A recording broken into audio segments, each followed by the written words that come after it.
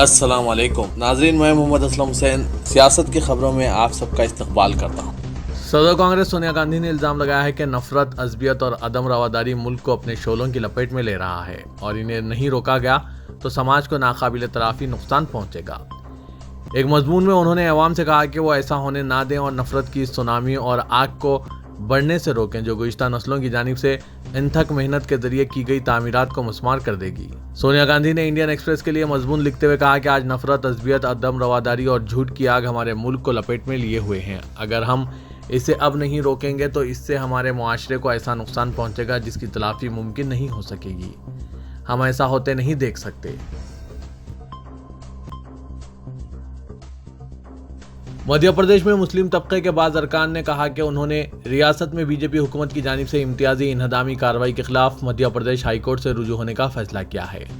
हाल ही में रियासती हुकूमत ने इन अफराद के मकानात मुनज़्ज़िम करने शुरू किए जो मुबैना तौर पर खरगोन शहर और दीगर मुकामात पर तशद्दुद में मुलविस है। एक आलिम ने कहा कि इस इन्हदामी कार्रवाई से कई अफराद बेघर हो गए हैं। उन्होंने सवाल किया कि क्यों हुकूमत इन अफराद के अरकान ख़ानदान को सज़ा दे रही है जो मुबैना तौर पर फसादात में मुलविस है या नहीं। रियासती हुकूमत संगवारी और दीगर तशद्दुद में मुलविस अफराद की गैर कानूनी जायदादों के खिलाफ इन्हदामी कार्रवाई कर रही है। यह तशद्दुद 10 अप्रैल को रामनवमी जुलूस के दौरान हुआ था। रियासत के कई मुस्लिम मजहबी रहनुमाओं ने कहा है कि ओहदेदार इस तशद्दुद के बगैर गैर मुनसिफाना तरीके से मुस्लिम तबके को निशाना बना रहे हैं और मुनासिब तरीक़ेकार पर अमल किए बगैर बाज़ घरों को मुनज़्ज़िम किया गया है। दिल्ली के जहांगीरपुरी इलाके में हफ्ते को हनुमान जयंती जुलूस के दौरान दो फिरकों के दरमियान झड़पें हुई जिनमें कई पुलिस मुलाजिम जख्मी हो गए। पुलिस ने बताया कि शाम तकरीबन 6 बजे हुए तशद्दुद में संगवारी की गई और बाज़ गाड़ियों को नजर आतिश कर दिया गया। जहांगीरपुरी और फिरके वाराना एतबार से हसास दूसरे इलाकों में इजाफी फोर्सेस को रवाना कर दिया गया। दिल्ली पुलिस के PRO अविनाश राय ने मीडिया को बताया कि यह एक रिवायती जुलूस था जो हर साल निकाला जाता है। जब जुलूस कुशाल सिनेमा पहुंचा तो दो फिरकों के दरमियान झड़प शुरू हो गई और संगवारी की गई। जुलूस के साथ मुतय्यन पुलिस ने मुदाखलत की और सूरत हाल को काबू में किया, लेकिन संगवारी में बाज़ पुलिस मुलाजिमीन भी जख्मी हो गए और इन्हें इलाज के लिए हॉस्पिटल मुंतकिल किया गया। उन्होंने बताया कि सूरत हाल काबू में है। तमाम सीनियर ओहदेदार मुकाम पर मौजूद है क्योंकि ये एक हसास इलाका है। इजाफी पुलिस फोर्स तैनात कर दी गई है।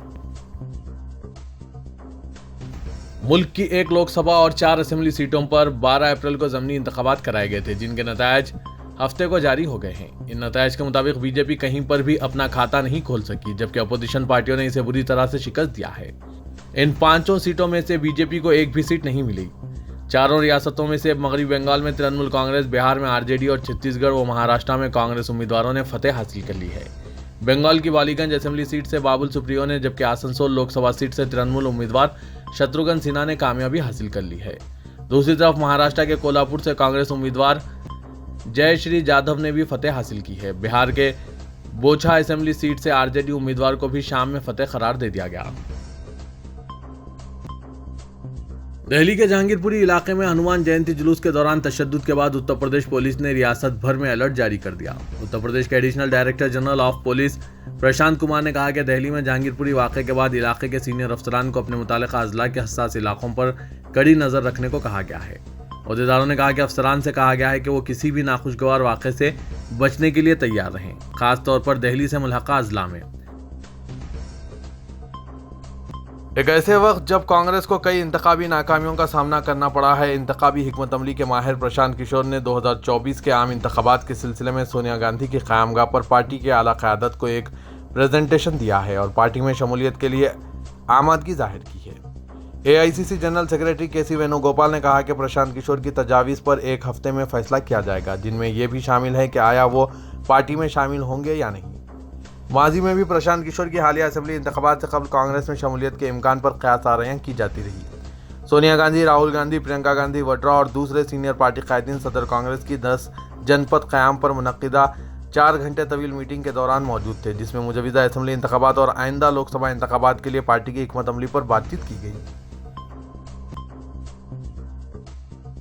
मुल्क की 13 अहम सियासी पार्टियों के लीडरान ने अवाम से मुल्क में अमन और हम आहंगी बरकरार रखने की मुश्तरका अपील की है और फ़िरक़ावाराना तशद्दुद के कसूरवारों को सख्त सज़ा देने का मुतालबा किया है।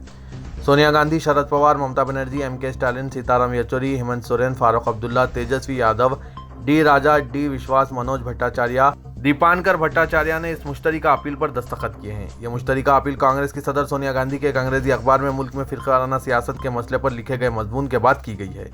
इन लीडरान ने कहा कि वो मुल्क में खाने पीने, लिबास, त्योहारों और ज़बान से मुतालिक मसाइल का बरसर इख्तिदार तबके के जरिए जिस तरह से समाज में नफरत फैलाने के लिए इस्तेमाल किया जा रहा है, इससे मुतफक्किर हैं। उन्होंने कहा कि मुल्क में सरकारी शह पर नफरत अंगेज तकारीर के बढ़ते वाक़यात बाअस तशवीश है।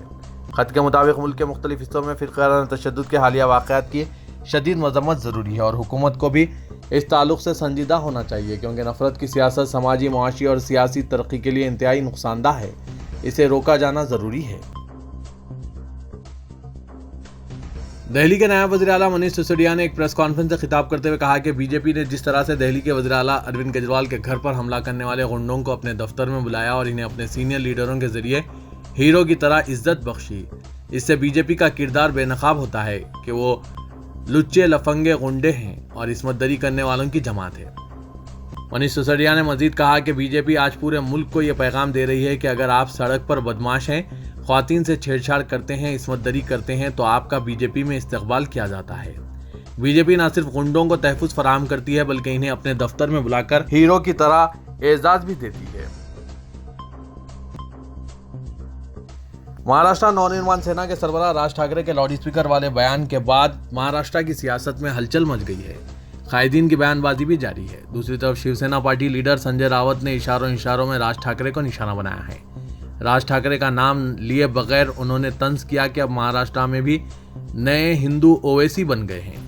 रावत ने कहा कि जिस मंसूबे से बीजेपी ने ओवैसी को उत्तर प्रदेश में इस्तेमाल किया है, अब बीजेपी इसे महाराष्ट्र में भी आजमाना चाहती है, लेकिन हम परेशान नहीं हैं। अवाम सब कुछ जानते हैं, बर्दाश्त करते हैं और बाद में जवाब देते हैं। मालूमात के मुताबिक एक मीडिया तंजीम से बात करते हुए शिवसेना के सीनियर लीडर संजय रावत ने एमएनएस चीफ राज ठाकरे को ओवैसी बताया। संजय रावत के इस बयान के बाद एमएनएस के कारकुन अखबार के दफ्तर के बाहर पहुंचे और राज ठाकरे की तस्वीर वाला पोस्टर लगा दिया। रूसी सदर पुतिन ने सऊदी वलीअहद मोहम्मद बिन सलमान से बात की। ये यूक्रेन पर रूसी हमला शुरू होने के बाद से इनकी दूसरी बातचीत है। सऊदी प्रेस एजेंसी ने बताया कि दोनों कायदीन ने बाहमी ताल्लुकात और तमाम शोबों में इन ताल्लुकात के फ़रोग़ की राहों पर बातचीत की। ये बातचीत एक ऐसे वक्त हुई जब यूक्रेन जंग का असर तेल की मंडी पर पड़ रहा है। दोनों मुल्क तेल पैदा करने वाले अहम ममालिक में शुमार होते हैं। मुत्तहिदा अरब इमारात के सदर शेख खलीफा बिन जायद अल नहयान के सिफारती मुशीर अनवर गरकाश ने तुर्की के साथ ताल्लुकात के मामले में मुस्बित सोच का इजहार किया है। यूएई की सरकारी न्यूज़ एजेंसी वाम की खबर के मुताबिक सदर के मुशीर ने दारुल हुकूमत अबू धाबी में मुत्तहिदा अरब इमारात के नुक्ते नज़र से बदलने वाली दुनिया में सलामती व इस्तेहकाम के उन्वान पर मुनक़िदा एक प्रेस कॉन्फ्रेंस से खिताब किया। यह बताते हुए कि इनका मुल्क तुर्की, ईरान और अरब ममालिक के साथ अपने ताल्लुकात के बारे में पुरजोश है।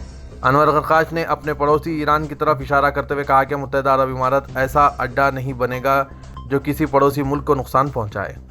अनवर ने कहा कि मुत्तहिदा अरब इमारात हमेशा ईरान के साथ अपने इख्तिलाफात को सियासत और सिफारतकारी के जरिए हल करने और इन इख्तिलाफात के हजम को कम करने की कोशिश करेगा। इस्लामी तहरीक मज़ाहमत हमास के सियासी ब्यूरो सरबराह इस्माइल हनिया ने कहा कि फ़लस्तीनी अवाम ने मस्जिद अक़सा के दिफा का फैसला किया है। इनका कहना था कि हमारे बैतुल मुक़द्दस में हमला आवरों के लिए कोई जगह नहीं है। हनिया ने एक मुख्तसर बयान में कहा कि सह्योनी फ़ौज और मस्जिद अक़सा पर धावा बोलने के सामने सिर्फ दो ही रास्ते हैं, या तो काबिज़ जुल्म धावे और मुतनाज़ा कुर्बानी, या फिर फ़लस्तीनियों का क़िबले अव्वल से रब्त मजबूत करना है। उन्होंने मजीद कहा कि हम फ़लस्तीनी अवाम और मुस्लिम उम्मा के फ़ैसला करने वाले हैं और हमारा फ़ैसला मस्जिद अक़सा का हर कीमत पर दिफा और हिफाजत करना है।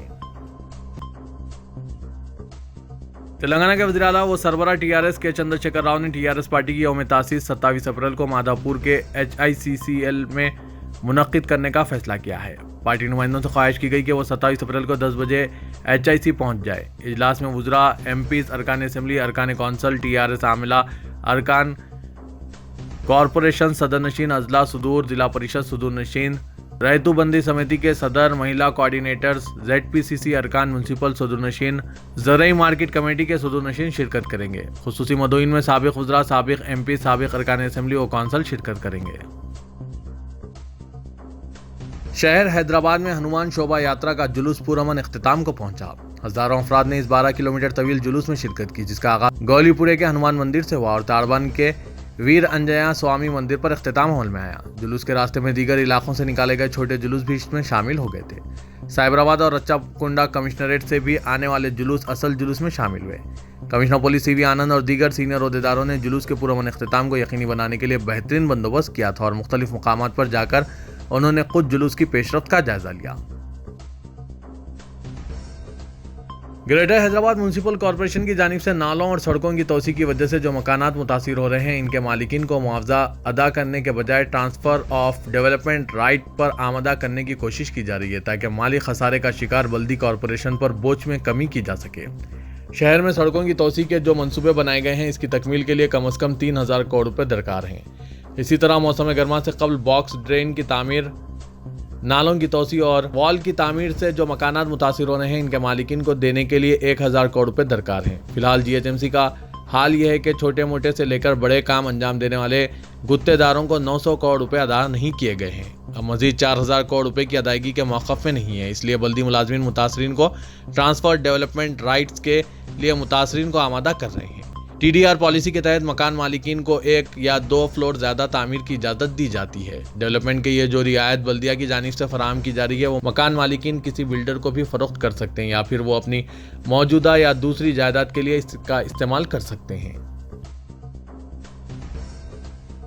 सिटी पुलिस की जानिब से ड्रंक एंड ड्राइविंग की तरह ड्रग्स का नशा करते हुए गाड़ियां चलाने वालों के खिलाफ भी खुसूसी मुहिम चलाने का फैसला किया गया है। तफसीलात के मुताबिक शहर में हालत नशे में हो रहे हादसात पर काबू पाने के मकसद से ट्रैफिक पुलिस की जानिब से शराब पीकर गाड़ियां चलाने वालों के खिलाफ खुसूसी मुहिम चलाते हुए ब्रेथ एनालाइजर के जरिए इनकी जाँच की जाती है ताकि इस बात का पता चल सके कि उन्होंने कितनी शराब पी है।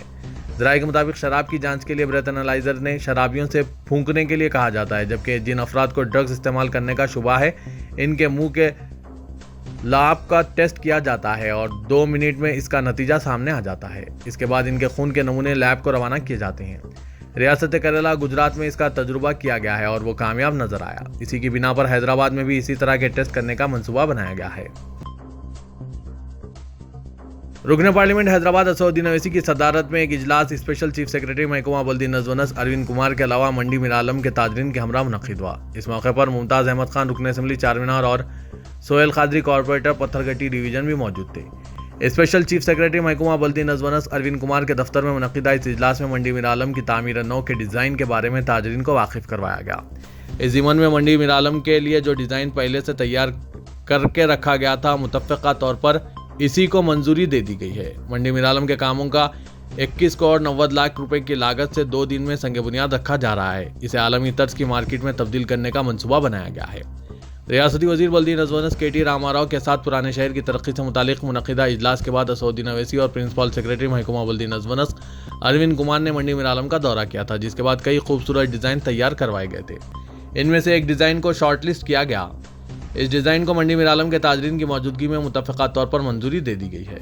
तो ये था आज का खबरनामा। खबरों से मुतालिक कमेंट के जरिए आप अपने ख्यालात पेश कर सकते हैं और साथ ही इस वीडियो को लाइक कीजिएगा। तो मैं मोहम्मद असलम हुसैन अब आप सबसे इजाज़त तलब करता हूँ, तो दीजिए इजाज़त। अल्लाह।